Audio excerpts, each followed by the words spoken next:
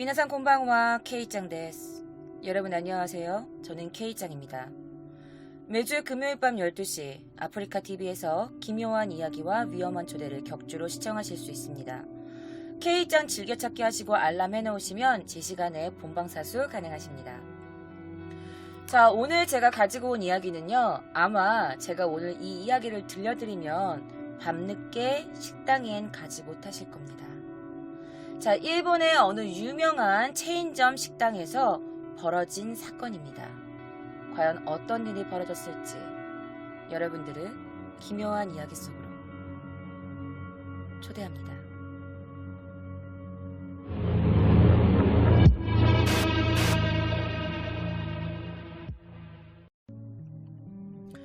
자, 페파란치라는 일본의 체인점 식당입니다.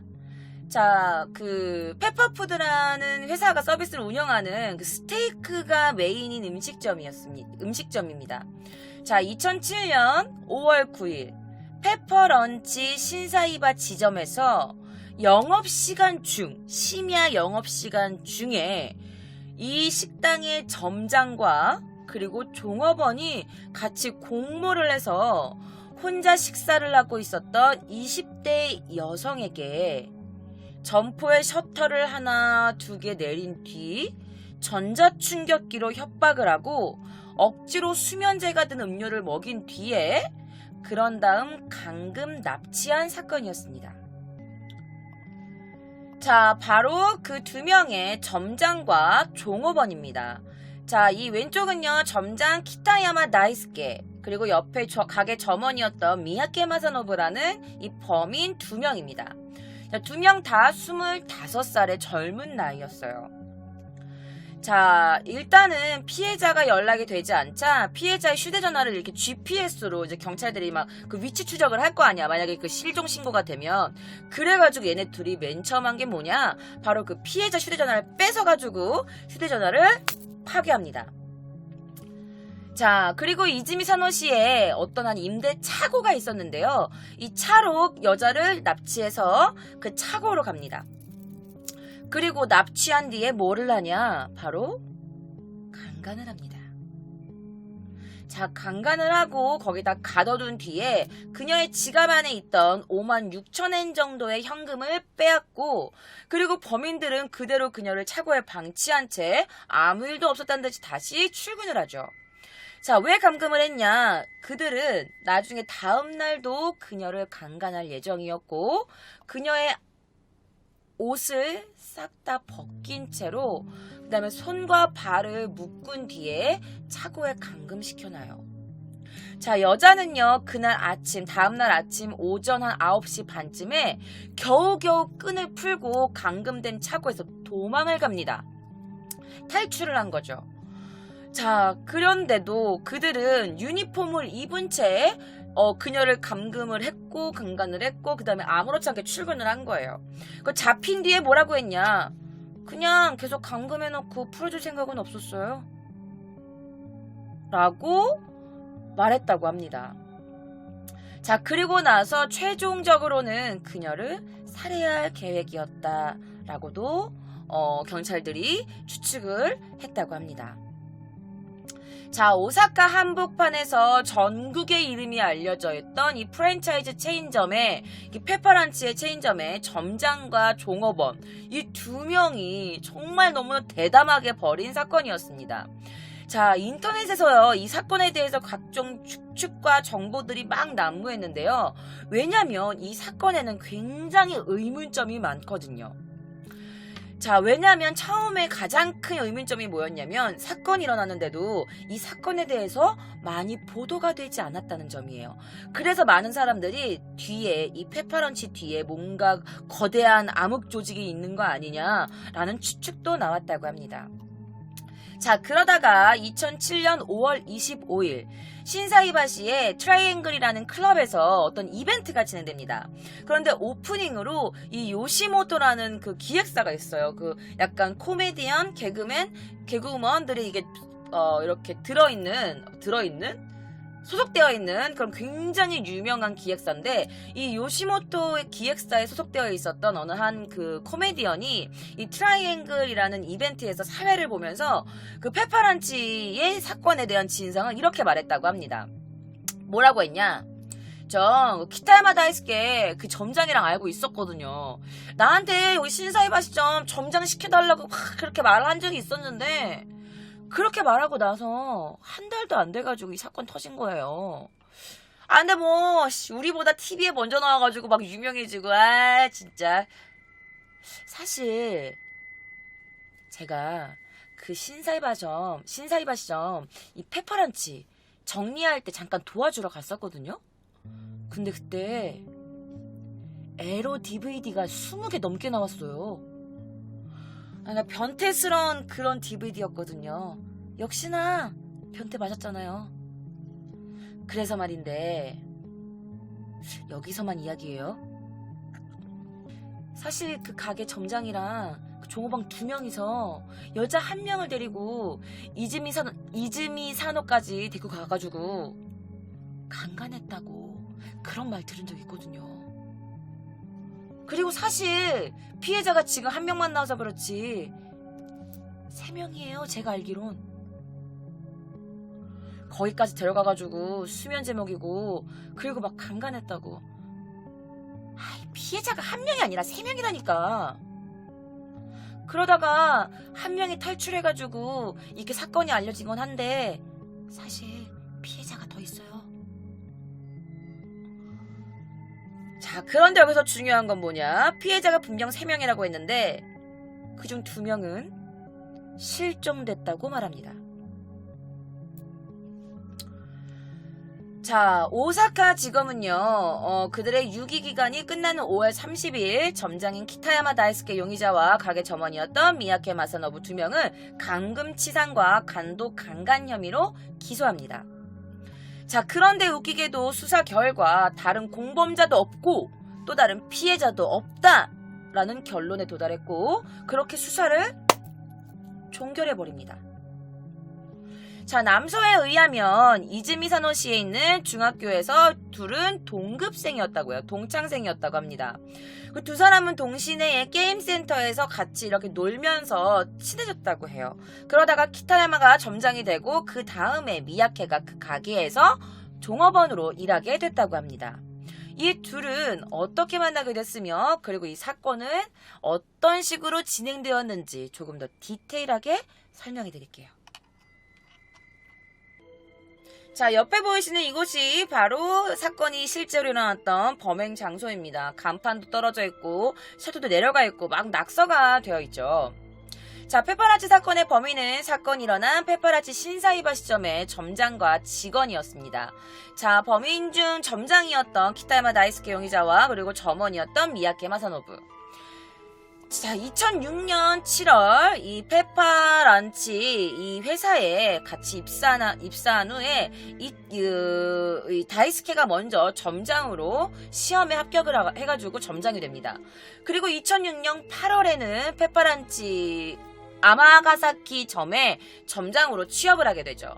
그러다가 이듬해 2007년 3월에 본인의 강한 희망에 독립적으로 페퍼란치 신사이바시의 점장으로 다시 취임을 합니다. 그러니까 여기저기 왔다 갔다 했죠.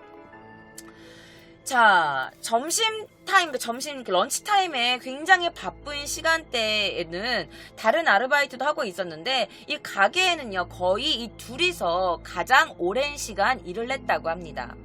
자, 이 페퍼란치에는요, 스테이크 전문점이었기 때문에 남녀 커플뿐만 아니라 특히 여성 고객이 굉장히 많았다고 합니다. 자, 그런데 25, 참 젊고 뭔가 성적으로 좀 이렇게 욕구가 막 이렇게 일어날 그런 나이대라서 그랬을까요? 뭔가 불끈불끈한 감정이 솟구쳐 올랐던 이 두 사람은 정말 잘못된 길로 빠집니다. 둘이 어떤 걸 계획하냐, 이런 걸 계획하죠. 야, 우리 여자 한번 강간할래?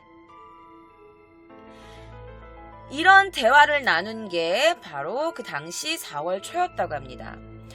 자, 그 당시에 신사이바시 점장이 되고 나서 4월에 취임한 직후부터 이 둘은 자신들이 범행을 저지를 여성을 물색하기 시작합니다. 자, 그런데 놀라운 사실이 뭐냐, 여기 보시면 라이게츠그라니 개꽁스르냉이라고 되어 있어요. 오사카 벤인데, 야, 나 다음 달에 결혼할 거야 라는 말이에요. 야, 점장이었던 키타야마 다이스케는요, 사실 교제 상대인 여자가 있었습니다. 같이 동거했던 여성이었고요. 더군다나 그 여성은 임신 중이었다고 합니다.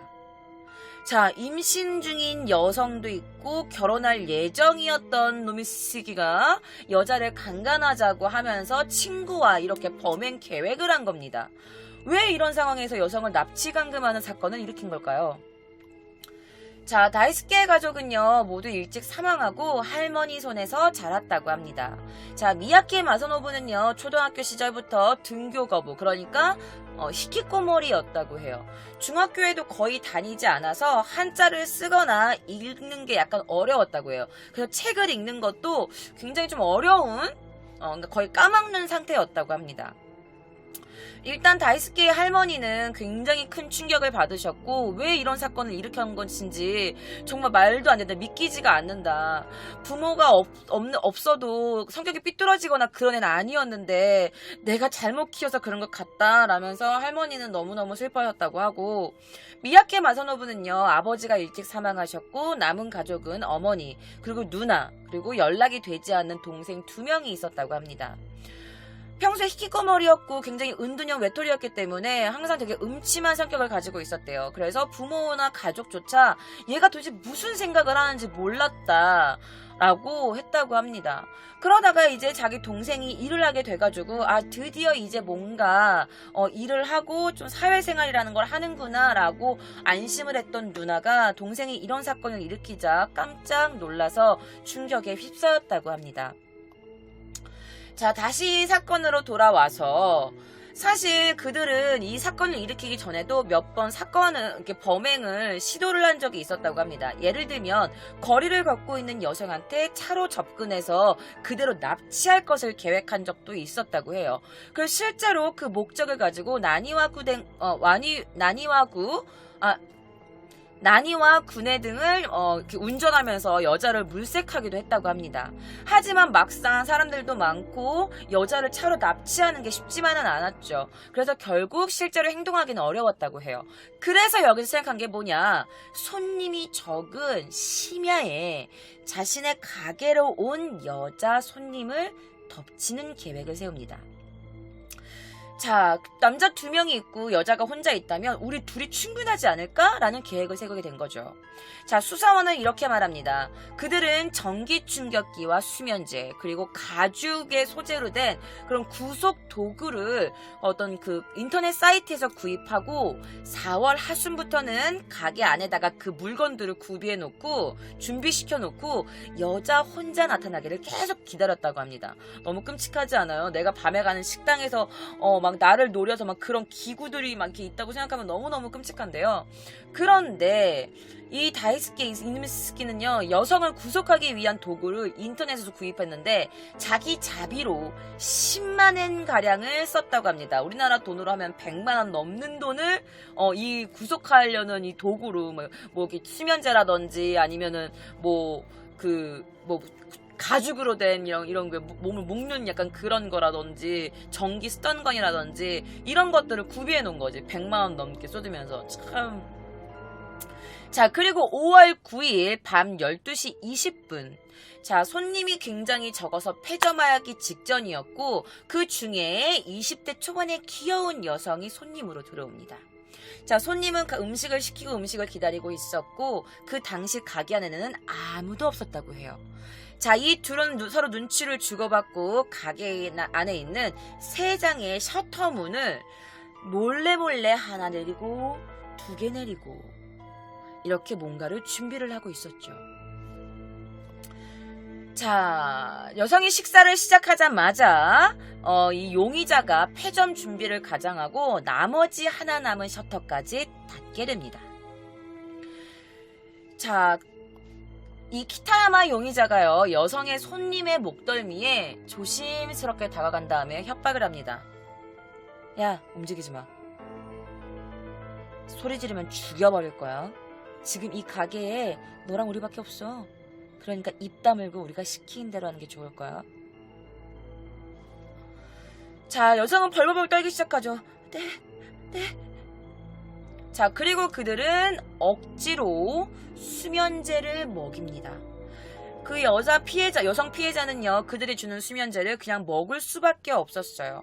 정신이 혼미해지고 여성이 쓰러지게 됐고, 그 쓰러진 여성을 구석구로, 준비했던 그 가죽 구석구로 꽁꽁꽁꽁 묶었다가 차로 옮기게 되는데, 그 중에 미야케 용의자가요, 이즈미사노 시내까지 차를 가지러 갔고, 그 와중에 이 점장이 56,000엔, 그녀의 지갑에 든 돈을 빼가지고 훔치게 됩니다.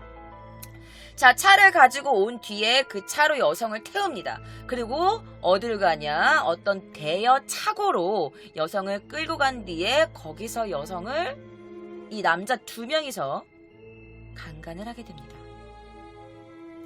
자, 더군다나 강간 후에도 계속 묶여 있었던 여성을 온몸이 다 옷을 다 벗겨놓은 채로 감금시키고 이 두 사람은 아무 일도 없었다는 듯이 다시 일을 하러 가기 위해서 가게로 갑니다. 자, 그들이 나중에 잡힌 뒤에 이런 말을 했다고 해요. 아니, 그냥 거기 대여 차고고, 그리고 우리가 계속 사육하면 걸리지 않을 거라고 생각했어요. 사육이라는 단어를 썼어요. 감금시켜놓고 밥 주고 음식 주고 이렇게 하면은 안 걸릴 거라고 생각을 했다고 합니다. 자, 다행히도 여성은 온 힘을 다해서 끈을 풀고 차고 안에서 다른 옆에 차고를 이용하고 있던 어떤 이용인에게 도와주세요 라고 도움을 요청해서 겨우겨우 탈출을 하게 됩니다. 그리고 바로 왜 이렇게 발음이 안 되냐. 그리고 바로 이즈미사노 경찰서에 신고를 하게 되죠. 자, 그 경찰서에서 연락을 받은 남서의 형사가 가게에 가게 됩니다. 이 가해자들을 만나기 위해서 말이죠. 처음에는 임의동행을 요구했고 그 뒤에 구체적인 조사를 통해서 이 둘을 기소하게 된 겁니다.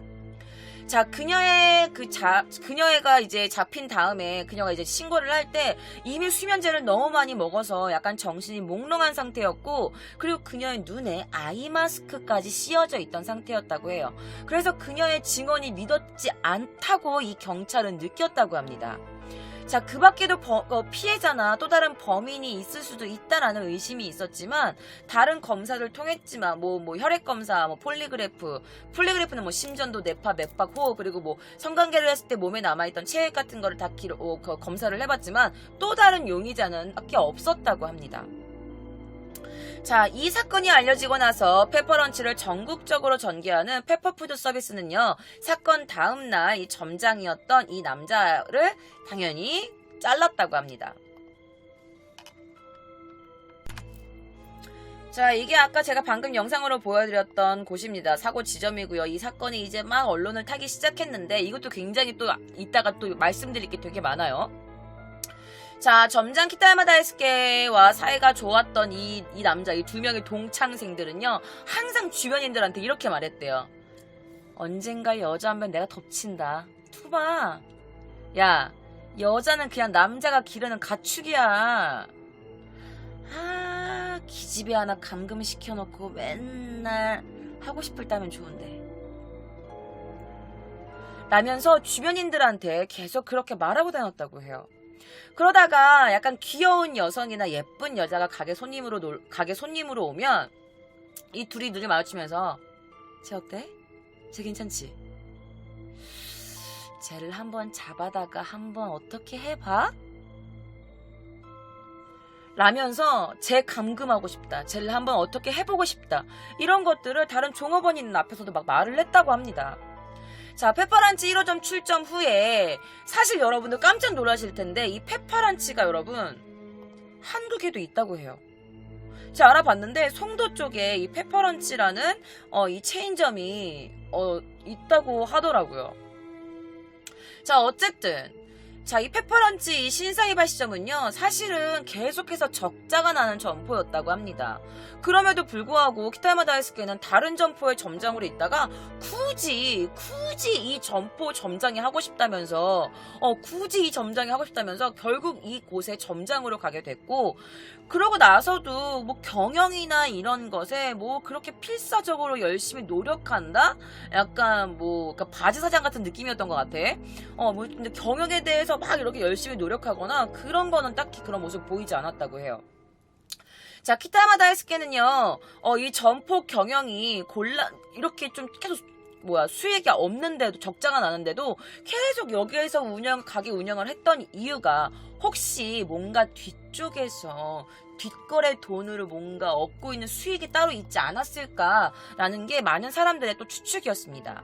자, 그리고 나서 이 가게에 온 여자 손님들을 납치해서 인신매매나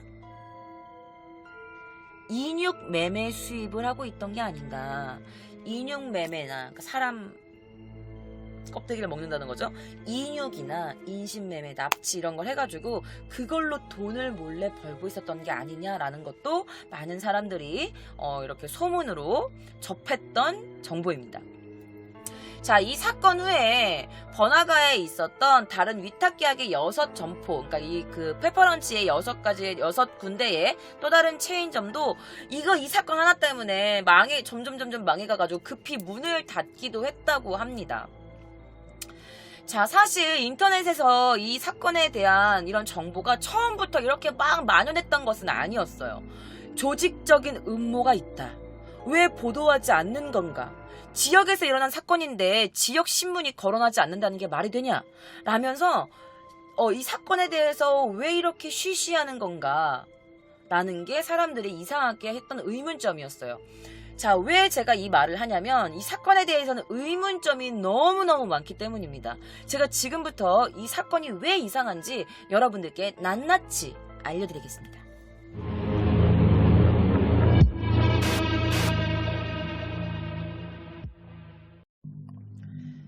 자, 이 사건에 대한 의문점이 굉장히 많았습니다. 페퍼런치. 자, 일단 첫 번째. 여성이 자기 스스로 탈출했기 망정이지 만약에 자력으로 탈출하지 못했다면 그 여자는 어떻게 됐을까? 자, 그리고 왜 그들은 옷을 사복으로 갈아입지도 않고 유니폼을 그대로 입은 채 여자를 납치 감금하고 이런 모든 범행을 저질렀을까? 누군가 유니폼을 입은 걸 봤다면 자신들의 신분이 바로 발각됐을 텐데 말이죠. 자, 그리고 가장 이상한 건 뭐냐면 이 사건은 5월 9일 날 발생했습니다. 그런데 이 사건에 대한 첫 보도가 언제 됐냐? 5월 16일 오후 2시가 넘어서야 이 사건이 처음으로 언론에 보도가 됩니다. 자, 그리고 5월 16일 보도한 뒤에 5월 30일까지 그 정도의 몇 번의 언론에서 이게 이야기가 몇 번 나왔었지만 그 이후에는 하고 이 사건에 대해서 조용해집니다. 언론에서 이 사건을 더 이상 다루지 않았어요. 일부 주간지 그리고 일부 신문 이런 곳에만 이 사건이 몇 번 나왔을 뿐이지 굉장히 크게 이 사건이 나오지는 않았다고 해요. 아니, 왜 일주일이나 넘은 시간이 지나서야 이 사건이 뒤늦게 보도가 된 걸까요? 자, 뿐만 아닙니다. 인터넷에 대한 정보 규제도 있었는데요. 구글에서도 거의 이 사건이 떴다면 바로 삭제되거나 어떤 사이트에서도 이 사건에 뭔가 글이 올라오면 바로 또 삭제가 되거나 이런 식으로 이 사건에 대한 자료가 뭔가 올라온다 싶으면 삭제되고 올라온다 싶으면 삭제되고 막 그렇게 뭔가 어떤 규제가 있었다고 합니다. 자, 그리고 오사카 부경으로부터 정식적인 중대 발표 같은 게 없었다고 해요. 이 사건에 대해서 이렇게 했습니다. 이렇게 했습니다. 라고. 이 사건이 약간 조금 이제 언론에 크게 알려졌다면 페퍼런치라고 굉장히 큰 체인점인데 그게 알려지지 그렇게 사건이 이렇게 언론에 크게 보도되지 않았을 뿐만 아니라 그래서 때문인지 모르겠지만 오사카 경찰서에서도 뭔가 이 사건에 대해서 크게 중대 발표하겠습니다. 이 사건의 결말이 이렇습니다. 이런 것들을 아예 하지 않았다고 합니다. 또 이상한 점이 있습니다. 자, 여러분들이 좀 이상하게 생각하셨을 거예요. 원래 K짱 원래 범죄 범인 같은 가해자 얼굴 나올 때 가장 최근 사진 가지고 오지 않아요? 왜 근데 오늘은 이렇게 어릴 때 사진밖에 안 가져와요? 그러니까요. 여러분, 이 용의자에 관련된 정보가 나오지 않았어요. 이것도 제가 진짜 긁어 모아가지고 뭐 어떻게 뭐 할머니 손에 끼어졌고 뭐 동생이었고 뭐 희귀꼬물이었고 이것도 정말 엄청 자료 조사를 막 해가지고 겨우겨우 찾아낸 정보들이에요. 얼굴 사진이요. 점장이었던 이 키타야마 다이스케나 아니면 종업원이었던 미야케 마사노부의 사진이요. 어린 시절의 얼굴밖에 없었어요. 그리고 뒤늦게 뭐 중학교 나온 그 저 점장이라는 애, 저것도 뭐 그 중학교 고등학교 때 찍은 사진 정도가 가장 최근 사진이고 그 이외의 사진들은 아무 데도 없는 거야. 아무 곳에서도. 신기하죠? 없더라고. 자, 그리고 피해자 여성이 처음에 경찰한테 진술할 때 이렇게 진술했어요. 현장에는요, 남자 4명이 있었어요. 그런데 보도나 경찰서에서는 용의자 그 이외의 공범은 없고 이 단 둘뿐이다 라고 공표를 했는데요. 피해자의 진술이 묵인된 사실입니다. 여자는 분명히 4명이라고 했는데 잡힌 건 2명뿐이라고 했어요. 너무 뭔가 부자연스럽지 않아요? 그쵸? 자, 그리고 나서 아까 제가 요시모토 거기 그 코미디언 그 연예인이 그 어떤 트라이앵글이라는 그 업소 그 파티에서 MC를 볼 때 그들이 납치한 여성은 총 3명이었다라고 말했는데 겨우겨우 탈출한 이 피해자 1명만이 피해자다. 나머지 피해자는 없다. 라면서 경찰에서도 그렇게 수사를 종결해버렸던 것이 좀 이상하다라는 게 많은 사람들의 또 의문점입니다. 자, 이것에 대해서 그 당시 그 경찰 부경 담당의 코멘트가 이렇습니다. 자, 인터넷상의 정보에서 가장 중요한 것은 공범자와 그리고 여죄이다. 자, 이에 대해 피해자인 여성이 처음에 이 자기가 범행 당시를 설명했을 때 용의자들이 억지로 먹인 수면제의 영향으로 제대로 기억을 하지 못했다. 그래서 범인의 수를 파악하기가 힘들었다. 그러니까 이 경찰 말은 이거야. 그러니까 그 피해자가 수면제를 먹었고 제정신이 아니었기 때문에 정확한 범인 수를 파악하지 못하고 있었다. 라면서 피해자가 약을 먹어서 제대로 기억하지 못했다. 그러니까 피해자 탓을 하는 거죠. 자, 그리고 나서 기억을 나중에 정리해도 범인이 둘이었다라고 그 피해자도 인정을 했다라고 말합니다. 자, 거기다가 혈액검사와 거짓말 탐지기에서 범인은 단 2명이다라는 게 밝혀졌습니다. 자, 이것을 믿느냐 안 믿느냐. 자, 상습범이 아니냐는 의견은 지당하신 말씀입니다. 누구나 의심하는 일이지만 경찰의 수사나 조사에서도 딱히 또 다른 그들의 범행 증거가 나오지 않고 있습니다. 자, 수법에 대해서도 차고를 이미 빌려놨던 상태거나, 그리고 수면제의 준비를 한 것도, 그 감금하기 위한 숙소 같은 개념이 아니냐, 그 차고가 뭔가 또 다른 범행이 있는 게 아니냐라는 말들이 많이 있지만, 차고는 이 범행을 위해 준비한 것이 아니라고 밝혀졌습니다. 자, 그리고 이즈미 사노 시내와 그들이 일하고 있던 이 미나미의 거리가 굉장히 멀었어요. 자, 여성을 찾아 목적을 달성할 때는 이미 아침 9시가 다 되어 있었다고 합니다. 자, 그동안의 행동에는 익숙함을 느끼지 않게 하는 것도 많았습니다. 라면서 경찰이 말하는 거야. 그러니까 익숙함을 느끼지 않는 게 뭐냐면 범행을 자주 했던 아이들의 모습이 아니다라는 게 이 경찰의 말이었어요. 자, 보도 후에도 피해자 의외로부터 호소하거나 뭐 피해자 이외에 다른 어떤 피해자가 나오거나 하는 일은 없었다. 자, 요시모토에 소속되어 있던 그 한 연예인이 납치된 여성은 3명이었다라고 하는데 이것이 거짓말이 아니라면 시민의 의무로서 경찰에 당연히 신고를 했어야 되는 부분인데 그 연예인은 경찰에 신고를 하지 않았다. 가장 신빙성이 있는 이야기라면 수사원이 말하는 건데 자, 어쨌든 우리가 이렇게 백날 말해봤자 믿지 않는 사람 믿지 않을 거 아니냐. 정말 궁금하신 분들은 재판에서 상세하게 밝힐 테니까 흥미가 있는 사람들은 방청하시면 됩니다. 라는 게 여기까지가 경찰 그 수사본부의 코멘트였습니다. 자, 그런데 가장 중요한 건 뭐냐? 바로 이 피해자가 말했던 이 4명이에요. 여기 보시면 한 번은 못 읽겠지만 여기 숫자 보이시죠? 요닌호도라고 되어 있어요. 요닌호도 있다. 4명 정도가 있었다라는 게 바로 이 피해자의 증언이었어요. 그렇지만 경찰은 조사해봤는데 딴 거 안 나왔어요. 그리고 수면제모하고 정신도 몽롱한 상태였고 그거 아니었어. 나중에 다른 조사해봤는데 얘네 2명밖에 없었어요. 라는 게 경찰의 말이었던 거예요. 대체 피해자의 그러면 그 증언이 왜 필요했던 걸까요? 자, 그리고 그 페퍼런치 12일 사건을 알게 된 거, 그러니까 16일날 이게 첫 보도가 됐잖아요. 9일날 사건이 벌어졌는데, 그런데 16일 딱 첫 보도 시에 세상에 이미 매장에 간판이라든지 페퍼런치에 관련된 이런 모든 게 다 철거가 되어 있는 상태였다고 합니다. 매장의 외관이나 간판 등이 다 철거가 되어 있었어. 아니, 어떻게 알고? 사건은 16일날 터졌는데 어떻게 알고 이 페퍼런치를 금세 다 점포를 폐쇄해버린 걸까요? 너무 준비가 완벽한 거지. 자, 그리고 공판에서 공개될 거라고 했지만 경찰이 이 범인에 대한 여죄가 없음, 또 다른 범행을 저지르지 않았음, 그리고 또 다른 공범이 없음, 이거에 대한 타당한 정확한 근거를 제시하지 않았어요. 대체 그 범인이 없고 또 다른 공범이 없고 또 다른 범죄를 저지르지 않았고 이런 건 대체 어디서 나온 증거일까요? 자, 그리고 범인의 인원도 4명이고 피해자도 3명이다라고 했지만 경찰들은 왜 무조건 가해자의 말만 들은 걸까요? 자, 그리고 사실 그때 상장 기업의 영업 중인 매장에서 점장에 의해서 납치된 사건이었고, 모두 그러니까 이 가게에 오는 어떤 여자 손님도 피해자가 될 수 있는 가능성이 있었던 거잖아요. 그런데 상장 기업에서 막 이렇게 치고 올라오고 있었던 이 페퍼런치라는 이 체인점, 이 음식점에서 이런 사건이 있음에도 불구하고 언론에서 너무 조용했다는 거지. 너무 조용했다는 거야. 자, 그리고 이 범인이 나온 대학도 이렇게 인터넷에 떠돌았습니다. 소우카다이가크라는 대학이었었는데요.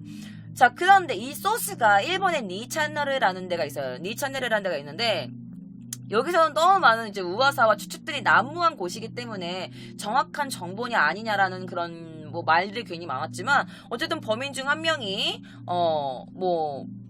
소우카 다이가크라는 곳을 졸업했다고 해요. 소우카 대학이라는 곳을 졸업했다는 말이 그런 소문이 이렇게 나돌고 있었어요.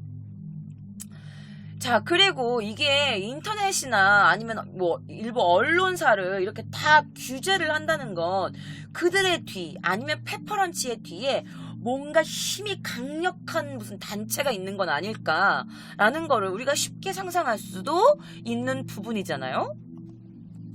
자, 그리고 뉴스에서 나오는 신사이바심점 그 영상이요. 보면은 너무 다 이렇게 좀 이렇게 낡은 건물 같이 나온 거야. 너무 낡게 나왔고, 그리고 막 거의 철거 분위기의 느낌으로 영상에 찍힌 거예요. 그러니까 뭔가 급하게 사건 발생 후에 일주일 동안 매장에 손이 더해져가지고 간판이 막 이렇게 지적게 들어가지고, 그러니까 제가 사진 보여드렸잖아요. 다시 한번 보여드릴게요. 저 보시면 뭔가 굉장히 지저분해져가지고 거의 간판도 뗐고 낙서돼 있고 셔터 내려갔고 이제 거의 철거 직전에 약간 그런 건물처럼 이렇게 다 이미 손을 써놓은 거야. 일주일 만에 이렇게 된다는 게 말이 된다고 생각하세요, 여러분? 낙서돼 있고 이런 게 말이 안 되잖아, 그죠? 자, 그리고 나서 우리가 또 궁금한 거, 이 차고. 왜 그렇게 먼 곳까지 그 차고를 갔을까? 왜 납치를 했던 이 점포에서 굉장히 장거리였던 그 대여 창고에 감금한 이유는 무엇일까? 궁금하시죠? 자, 이곳이 바로 실제로 그들이 여성을 납치해서 감금했던 차고입니다. 자, 이 차고는요, 해안 근처에 위치한 차고였어요. 자, 차고를 이미 빌려놓은 상태였어요. 그리고 수면제를 이미 준비해 놓았고, 여자를 구속할 가죽끈 같은 것도 이미 다 준비가 되어 있는 상태였습니다. 자, 이곳은요, 피해자를 이동시키면서도 굉장히 걸릴 위험이 많아요. 수면제를 먹고 만약에 여성이 만약에 차 중간에서 깼다면 차 밖으로 살려주세요! 라고 외쳤을 경우에 굉장히 먼 거리였어. 만약에 중간에 여자가 깰 수도 있잖아. 그런 걸 다 감내하고도 왜 굳이 이렇게 멀리까지 왔을까? 첫째, 이 장소가요, 이거 소문이에요, 여러분. 굉장히 거대한 어둠의 조직이 인수한 차고다. 그래서 이곳을 납치 장소로 지정해 놓고 여자를 납치해서 이곳에 감금시켜 놓는 게 그 조직의 룰일 것이다. 이런 소문이 있었어요. 자, 그리고 여기다 가둬놓고 뭐를 할까? 인신매매, 여자를 팔거나 어떤 섬이나 이런 곳에 팔거나 아니면 인육 혹은 장기 밀매가 이루어졌을 것이다. 왜냐하면 해안가 근처이기 때문에 사람들이 거의 인적이 굉장히 드문 곳이기도 했고 굉장히 조용한 곳이기도 했대요. 자, 그런데 여러분, 이게 또 이상한 게 말이죠. 이 차고에서 다른 여성의 신분증과 그리고 옷가지 등이 발견되었다고 하는 그런 소문도 있어요. 피해자뿐만 아니라 피해자 이외의 다른 여성의 신분증, 그리고 뭔가 핏자국, 그리고 뭐 신분증 등이 이곳에 있었다라는 괴소문도 있었다고 합니다. 자, 그리고 제가 약간 그 좀 지도를 보여드릴게요. 이곳이 어떤 곳에 위치했는지. 바로 이것입니다. 자, 오사카 부근에 되어 있고요. 보시면 여기가 해안가예요. 그리고 차고는 바로 이 앞에 있었어요. 자, 여러분들, 그럼 여러분, 이게 바다란 말이야. 바다면 뭐가 좋아, 여러분들? 밀매하기가 좋은 거지. 다른 곳으로 이송하기 위해서 가장 최적의 조건이었던 곳이었던 거야. 인적도 없어. 사람도 진짜 거의 안 다녀. 그리고 바다 바로 근처에 있어. 차고도 굉장히 커. 조용한 곳이야. 그리고 뭔가를 뭐 장기 밀매를 했으면 이걸 빼다가 바다로 수송해서 뭔가 이동하기도 굉장히 좋은 조건이었죠. 굉장히 운반하기가 좋은 곳이었어. 자, 그리고 또 다른 말이 있었습니다. 이곳에서 사람을 죽이고 뭐 내장을 꺼내고 뭐 장기 밀매를 하고 인육을 뜯는다고 하면 이거를 할 때 촬영을 했다는 소문도 있었어. 여러분, 예전에 제가 그 베키 사건 기억하세요? 그 스너프 필름? 그런 것처럼 이곳에서 이 스너프 필름을 제작해서 또 뒤쪽으로 해가지고 여기서 촬영된 스너프 필름을 판매한다, 이런 소문도 있었습니다. 그래서 이 모든 것들이 수입원이 됐고, 그렇기 때문에 이 신사이바시점 그 좀 적자였던 이곳에서 그런 걸로 얘네들이 돈을 좀 만진 게 아니냐라는 그런 소문이 있었죠. 자, 앞서 언급했지만 감금 장소가 되었던 이 창고는요, 공항 근처, 거기다가 공항 근처에 바닷가 해안 근처에 있는 차고였습니다. 자, 신사이바시점에서 42km나 떨어진 곳이었어. 자동차로 대략 1시간 이상이 걸리는 곳이었다고 합니다. 자, 강간만 할 목적으로 굳이 1시간이나 넘게 걸려서 이 거리를 왜 굳이 이동을 했는지 알 수 없다는 의견이 굉장히 많았어요. 여러분들 생각도 그렇죠. 제 생각도 그래요. 단지 강간만 하고 그냥 어떻게 여자를 할 거라면 굳이 이렇게 1시간이나 걸리는, 그 1시간 동안 위험한 게 굉장히 많았는데 이 모든 위험을 감수하고 굳이 이렇게 먼 거리를 왜 굳이 왔냐. 그게 가장 궁금한 점 중에 하나인 거죠. 그렇기 때문에 이 뭐 인육 밀매라든지 장기 밀매, 분명히 이 차고 안에 냉장고에 인육을 숨기고 손님한테 제공했을 것이다. 그리고 여기서 분명히 스너프 필름을 촬영해가지고 그 뒷세계에다가 이 스너프 필름을 판매했을 것이다. 막 이런 소문들이 끊임없이 계속 나오게 되었습니다. 이거는 뭐 믿거나 말거나 너무나 많은 소문으로 뭐 도시전설쯤이라고 생각해도 될 것 같은데요. 과연 이 차고에서, 그러니까 차도 굉장히 또 커. 그거 보면 거의 인가가 별로 없어. 어떤 일들이 이곳에서 일어났을까요? 그리고 점장이나 종업원이 이 차고를 계속 빌리기에는 돈이 많이 필요했을 텐데, 그러면 이 월급으로는 조금 힘들었을 것 같기도 하거든. 매달 매주 이렇게 하루하루 계속 이렇게 렌탈비를 낸다는 게, 이렇게 큰 차고를 거기다가 공항 근처 해안가면 굉장히 또 비용도 좀 비쌌을 텐데, 그런 것들은 또 어떻게 충당을 했는지도 궁금하죠. 자, 재판이 벌어집니다. 자, 여기 보시면요, 마치가야리마생이라고 되어 있어요. 네, 틀린 점 없습니다. 라면서 자신의 죄를 인정을 합니다. 두 명 다요. 자, 페퍼란치 사건의 사건을 저지른 이 범인 2명, 키타야마 다이스케 용의자와 미야케 마사노부는요, 재판을 받게 됩니다. 자, 판결 결과에 대해서 알려드릴게요. 지금 보시면 사형이 답이다, 사형이요 라고 말을 하는데, 자, 판결 결과입니다. 검찰은요, 징역 10년을 구형했지만 그것보다 높은 징역 12년의 판결 결과가 선고되었습니다. 자, 미야케 마사노부의 판결 결과는요, 검찰의 첫 구형대로 10년 판결 결과가 선고되었습니다. 자, 재판장에 따르면 전대미문의 충격적인 흉악범죄다. 이런 악성 범죄는 유사한 사건 중에서도 굉장히 계획적이고 악의적이다. 그래가지고 이렇게 좀 10년, 12년의 구형 판결을 선고합니다. 자, 그런데 키타야마 다이스케의 판결 결과는 12년으로 나왔어요. 왜냐면 미야케 마사노부의 판결 결과보다 높게 나온 게 뭐냐면, 사실은 이 키타야마 다이스케가 뭐 전기 스턴건이라든지 수면제라든지 아니면 구속하는 이런 밧줄 같은 거를 직접 자비로 10만 엔이나 주고 구입을 했다고 했잖아요. 그래서 이런 모든 정황을 봤을 때 이 사건의 주범은 바로 키타야마 다이스케다라고 해서 미야케 마사노부가 10년, 키타야마 다이스케가 12년이 나왔다고 합니다. 자, 그런데 그 당시에 판결이 이렇게 났어요. 그러면 판결의 징역대로 만약에 얘네들이 다 그 벌을 받고 나왔다면 미야케 마사노부는요, 2017년에 출소했습니다.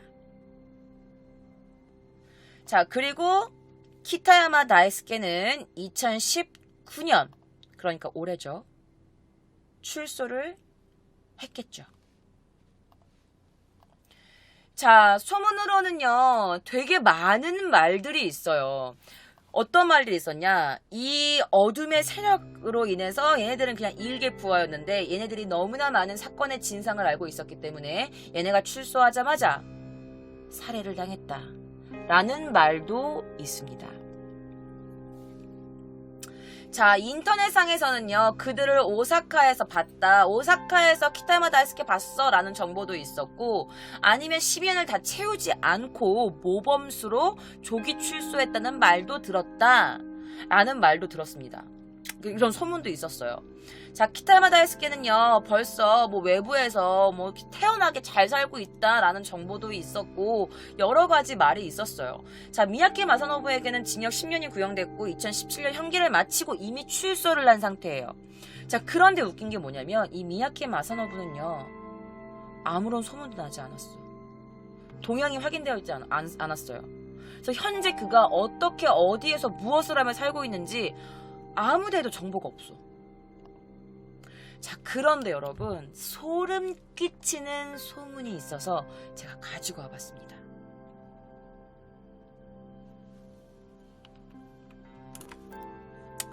자, 여기는 일본의 어느 한 지하철이에요. 그런데 소문이 납니다. 무슨 소문이나? 5월 18일 밤 11시경 30대 남자 2명이 여기에서 죽었다라는 소문이 납니다. 그런데 그 죽음이 굉장히 이상한 게 뭐냐면, 이 이미 사망한 두 사람이 자전거에 몸이 묶인 채 서로 이렇게 어깨동무를 하고 나서 어깨동무를 한 채 자전거에 몸이 묶여서 이 전철 딱 중앙에 묶여 있었다고 해요. 근데 이 남자 2명이 바로 이 용의자였던 키타야마 다이스케와 미야케 마사노부다 라는 소문이 있습니다. 왜냐하면 출소를 하고 난 뒤에 그들이 정확하게 지금 어디서 무엇 하고 있는지가 아무 데서도 없어, 정보가. 진짜 너무 신기하다고 할 정도로. 자, 현재 그들의 나이는 35 혹은 36살이지 않을까라는 생각이 드는데요. 왜냐면 거의 10년 전이니까 지금 뭐 36, 37 정도 됐겠지? 그런데 30대 2명이 죽었다고 하니까, 자전거에 묶인 채 서로 어깨동무를 하고, 그리고 나서 그들이 출소 후에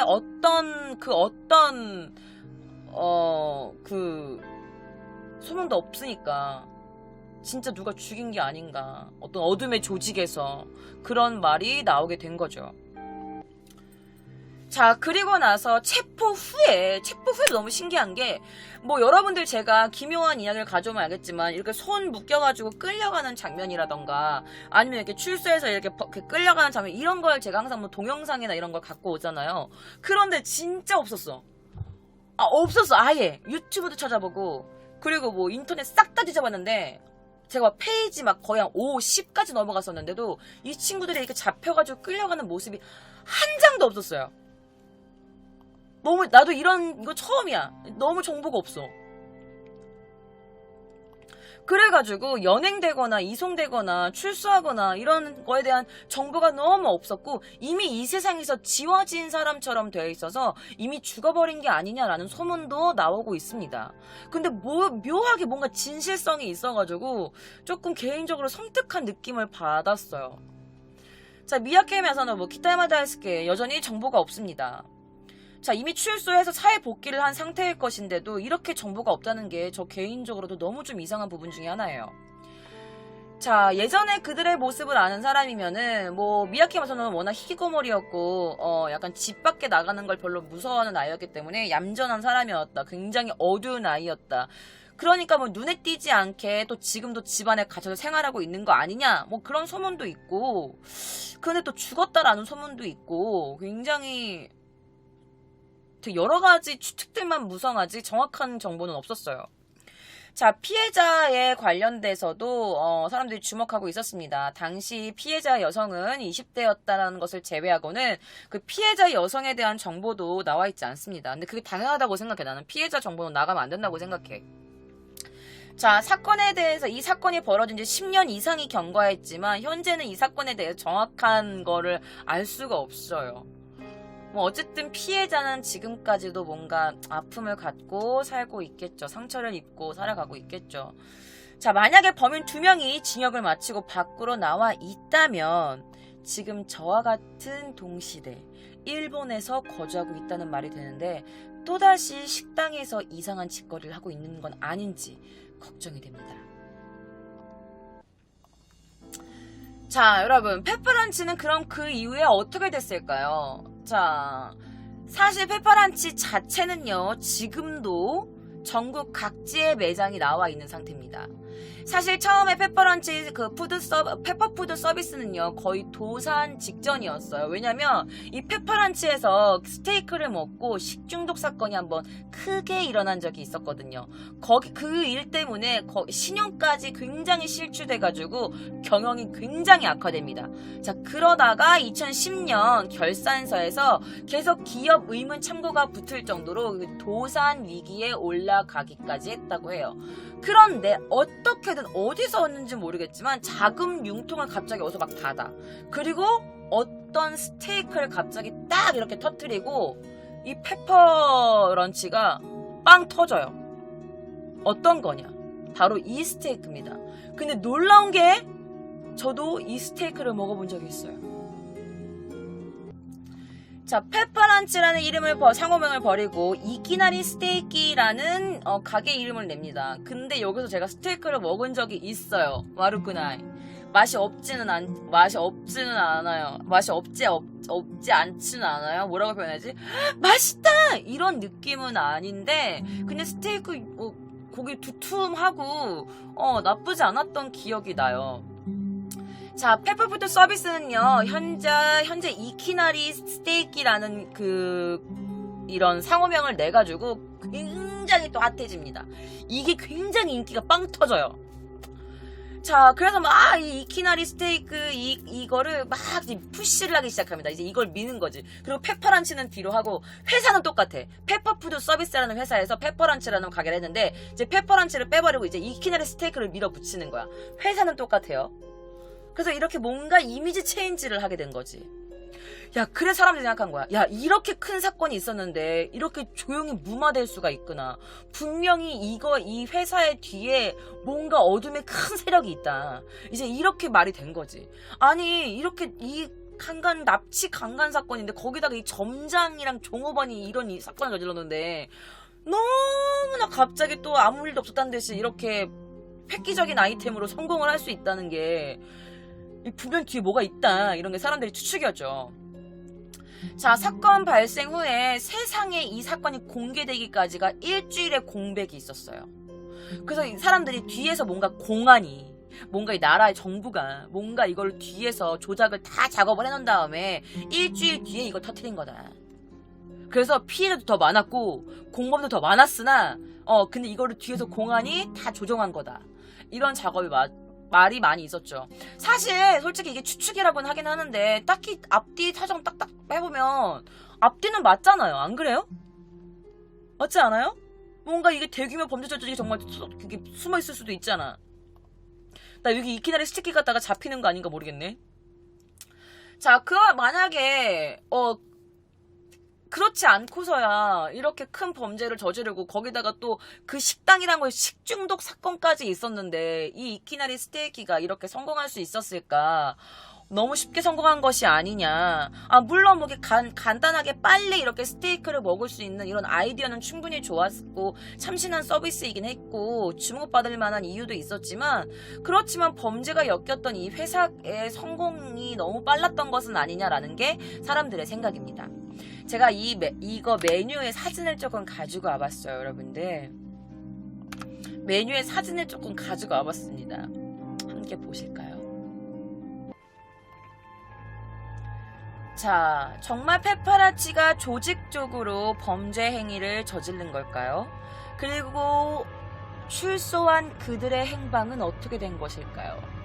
장기 밀매, 납치, 인신매매, 그리고 인육. 인육이란 말을 들으시고 나서 이 스테이크가 어떻게 보이시나요? 맛있게 보이시나요?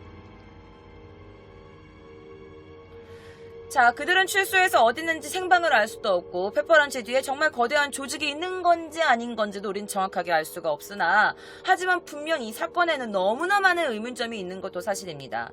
모든 걸 덮으려고 했던 경찰 내부, 사건이 발생하고 일주일 뒤나 지나서야 언론에 처음에 유출된 점, 이 사건이 올라가면은 삭제당하고 언론에 규제가 있었다는 점, 그리고 피해자가 분명히 4명이, 공범이 4명이라고 했는데 검찰에서 쉬쉬한 점, 그리고 또 다른 피해자가 더 있다라고 했으나 그것도 경찰에서 정확하게 사연을 밝히지 않은 점, 모든 것들이 굉장히 의문투성입니다. 그리고 그 차고는 누가 빌린 것이며 왜 그 차고 1시간가량을 넘어서까지 갔어야 했는지, 공항과 해안 근처에 강처에 있던 그 차고에서 도대체 어떤 일들이 있었는지 알고 싶지 않네요. 무서워요. 자, 그러면 지금까지 K짱의 기묘한 이야기였습니다. 여러분들도 밤늦게 혼자 식당에 가지 마세요.